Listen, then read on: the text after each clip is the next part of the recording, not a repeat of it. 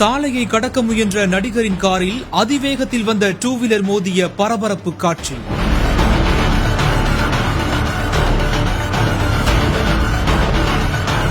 மோதியதில் தூக்கி வீசப்பட்டு படுகாயமடைந்த இளைஞர்கள்.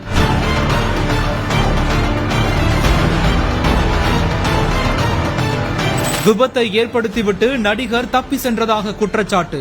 உண்மையிலேயே நடந்தது என்ன? கேரள மாநிலம் திருவனந்தபுரம் மாவட்டம் வெள்ளையம்பள்ளம் வாழுதகாடு சாலையில தான் இந்த ஒரு அதிர்ச்சிகரமான சம்பவம் நடந்திருக்குது. பிரபல நடிகரான மணியன் பிள்ளை ராஜு அந்த கார்ல பயணம் செய்த நிலையில முக்கிய சாலை ஒன்றை கடக்க முயன்ற போது அந்த வழியா அதிவேகத்தில் வந்த இருசக்கர வாகனம் ஒன்று வேகத்தை கட்டுப்படுத்த முடியாம இவரோட கார்ல மோதி தூக்கி வீசப்பட்டதுல அந்த இளைஞர்கள் படுகாயம் அடைந்ததாக கூறப்படுது.